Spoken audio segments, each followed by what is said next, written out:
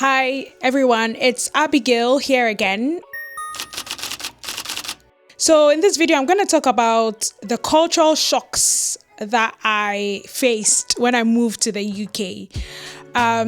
So to make you understand this video well, I will give you a little bit of background about myself. So I moved from Ghana. Hey, my Ghanaian people. Yeah. I moved from Ghana to the UK in 2017. And this was after I did my national service in Ghana.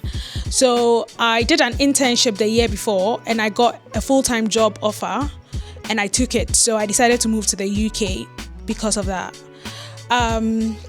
And I worked in a bank. So I worked in an investment bank for 2 years and then I moved to another investment bank for about 6 years. So all in all, I've been working for the past 8 years after I moved from Ghana to the UK. I struggled a lot. I struggled a lot when I came, and there was a lot of cultural shocks that I'd like to share, just so if anyone is moving from Nigeria, Ghana, anywhere in Africa, it will be more relatable to you. Just to prepare yourself to know how to, so when it happens, you know how to, deal with it, you know how to move on from it and enjoy your time abroad, right? So the first cultural shock was that it was cold. It was cold. And when I say cold, given I had lived my whole life in Ghana with between 25 degrees to 32 degrees, compared to coming here in January 2017, it was cold. It was cold. It was between 2 to 3 degrees. And I just couldn't understand how I had to wear a coat, a coat or like a jacket or like a winter coat all the time. Anytime I'm stepping out for 2 seconds, it was cold. It was cold indoors. It was cold outdoors. I'd have to wear boots. I'd never worn boots. I'd had to wear gloves and I'd had to cover most of my head, except my face, obviously. But it was cold and it took me quite a while to get used to it. And the fact that the cold lasted for so long. So technically in the UK, it gets cold from like mid-October all the way till I think March. So almost half of the year is cold. And I just could not understand how it's so cold for so long.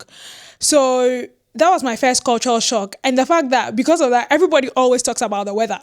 And that was another cultural shock to me because I had never checked the temperature.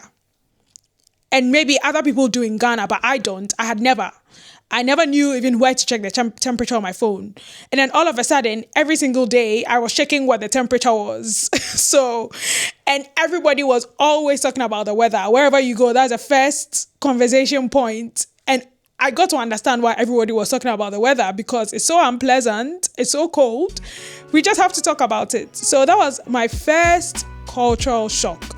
Number 2, talking about what I did over my weekend. That was very shocking to me as well. Now I'll explain. So when I go to work from Monday to Friday, fine, I do my work, I go home. And then over the weekend, when you come back on Monday, the first thing everybody asks you in the office is, oh, how was your weekend? And what did you do over the weekend?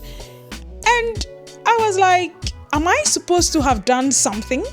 So like everybody would have stories on where they went. They had this fancy dinner with their partners or like they went here with their children. And I was just so cold. I was just sitting at home. So anytime somebody asked me, I'm like, I was just at home. And I feel like it got to a point I became uninteresting to them, if that's a word. So then they just skipped me when you're asking people, what did you do over the weekend? Because they're like, this girl just told you, oh, I was at home. Because it was so cold, I just wanted to cuddle into my sheets and like read a book or like watch Netflix or something because it was so cold. So it was quite shocking to me how everybody was just asking me, hey, what did you do with your weekend? Like, is it for you? It's for me. It's my weekend.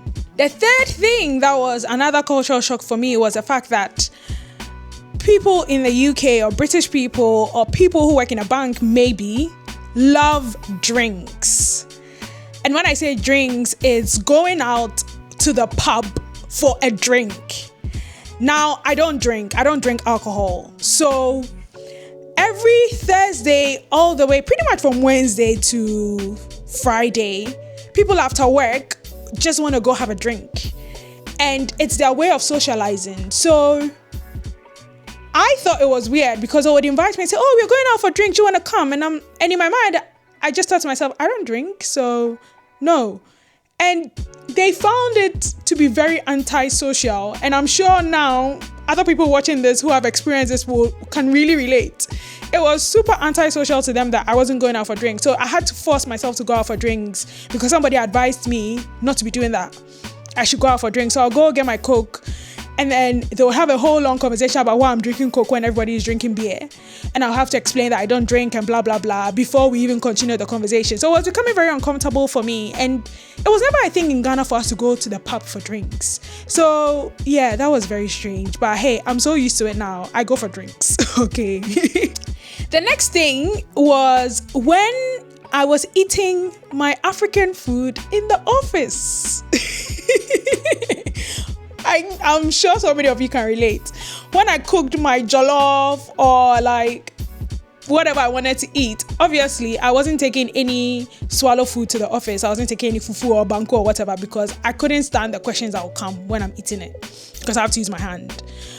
But any food I made that I took to the office, I had people asking me, oh, what's this? Oh, what's that? Oh, why does it smell like that? And they were so comfortable asking me these questions, intruding on my privacy. And it wasn't just one or two, like everybody, like anybody who can smell the food. And we used to eat on our desk, which was another reason why. So I didn't go into like a canteen or something like that to eat it.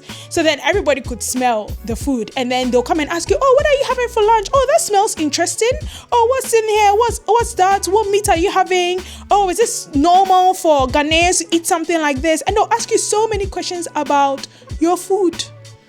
Can you leave me alone when you're having your sandwich? I don't come and ask you what's in your sandwich. That was very shocking for me as well, but I had to get used to it because they will just keep asking you.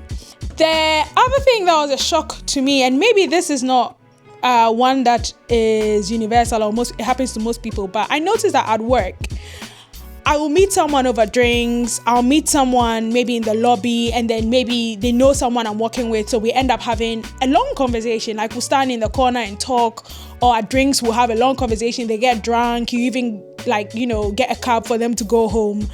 And then the next day, they meet you maybe in the lift, in the lobby, and they pretend like they don't know who you are. Like they pretend like you never existed. So I'll see them start smiling, maybe hey or something, and then you can tell that they've seen you, but they are ignoring you, or the way they're looking at you as if they've never met you before. That was so strange. And that was such a huge shock because in Ghana, as long as I've met you, we are, talking, chale, we are moving on. But then here, it was just, you meet them at drinks and then you meet them again and it's like you are reintroducing yourself.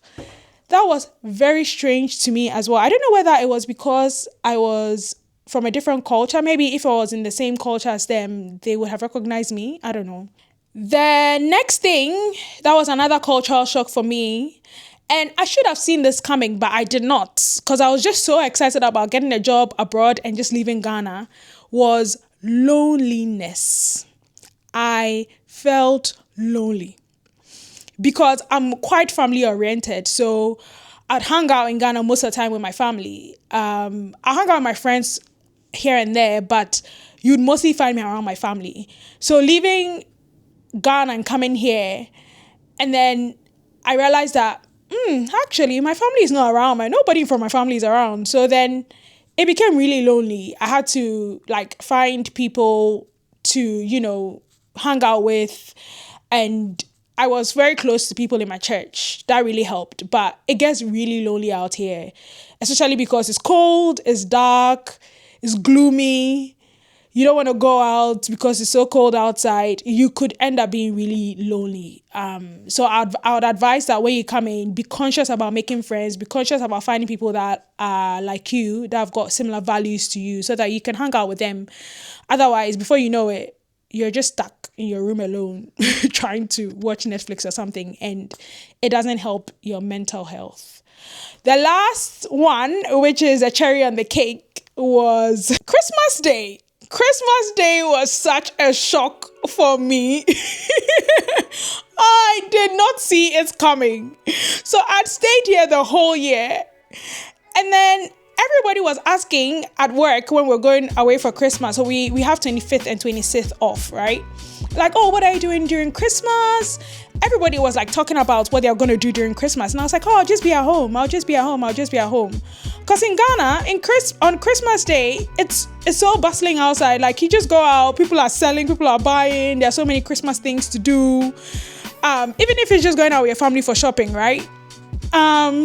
So on Christmas Day, I woke up and my flatmate at that time had left to go to her family in another country. So I was like, oh, I've got the house to myself. I woke up and I was like, oh, I'll go out to see what's happening, see how, exciting outside is, because it's Christmas. It's Christmas Day. And to my utmost shock, nobody was outside. Like, I got out and I'm like, where is everybody? Where is everybody? Is it not Christmas? Why are people not having fun outside? And then I decided to check my phone to catch a bus or train to the city, right? To see, what's going on in the main city. And that even shocked me more, because I opened the app and the app said to me, no trains are available today. No buses are available today. You can use the bicycles. Just like that. And I was like, where is everybody? So thankfully, there was this shop close by, which was run by Muslims. So that shop was open. Because everything is closed. Every single thing is closed. Every grocery shop is closed. Every shop is closed. Everybody's gone. They're all gone home. So if you're looking for someone to chat with, you need to make that arrangement before Christmas Day, so that they know that they are with you on Christmas Day. Otherwise, there'll be nobody to chat with. Like, the streets are dry. So I went there and I was able to buy some food to prepare at home. And from that day onwards, I said to myself, I will make sure I plan my Christmas Day ahead of time. So after that day, I started having a get-together for those of my friends who were left in London and did not go out of London for Christmas, to just come over and just have a good time eating and drinking and playing music. But yeah, that was one huge cultural shock for me. Why is everybody gone on Christmas Day? All right, guys, that's it. Thank you.